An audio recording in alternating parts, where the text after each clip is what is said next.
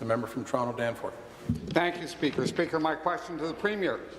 The government insists that the Ontario Energy Board will defend ratepayers when a privatized Hydro One comes calling to demand more private profits. But the Auditor General found that the OEB approved rate increases for capital upgrades that never took place. Hydro One spent the money on something else. And then as the number of blackouts increased, Hydro One came back to demand even more ratepayer cash to fix the problems they should have fixed with the money they had already been given. What are the consequences for a utility that receives ratepayer cash for upgrades that never take place, or for the regulator that approves those rate increases? Good question. Minister of Energy. Minister of Energy.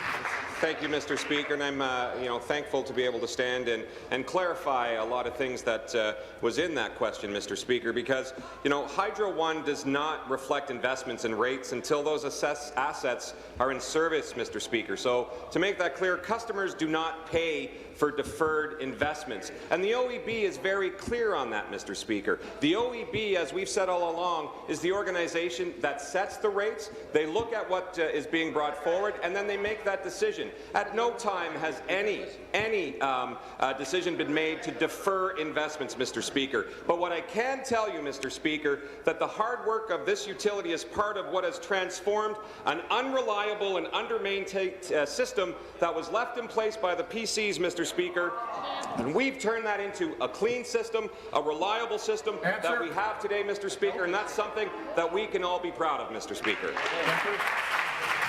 Supplementary. Well, Speaker, it's clear that the government hasn't read the Auditor General's report on Hydro One. The Ontario Energy Board approved higher delivery rates to pay for a 5-fold increase in capital spending by Toronto Hydro. But upgrades that were supposed to take place years ago were delayed or deferred. Even though the OEB gave them ratepayer money for capital upgrades, the CEO of Toronto Hydro and the Mayor of Toronto are now claiming there is no other way to pay for capital upgrades and prevent blackouts except through privatization. Wow. And the Premier is encouraging this privatization by offering a fat tax break that will transfer a debt burden onto Ontarians.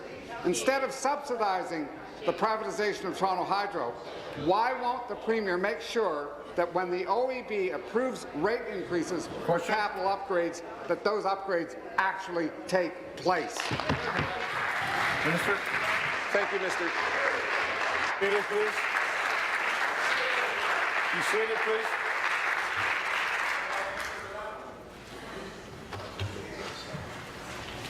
Minister.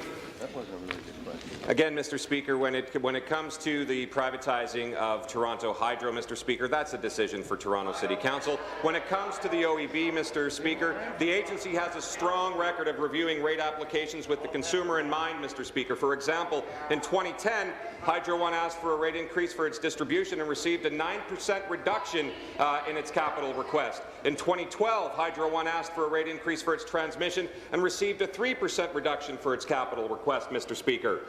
Priority when it comes to replacing transformers, Mr. Speaker, is decided by the condition, performance, and how critical the asset is into the electricity service is one of the factors that they look at when they're making that decision as a company, Mr. Speaker. And once again, there is nothing there to reflect that investments in rates will increase for assets that are in service. Customers do not pay, Mr. Speaker, for deferred investments.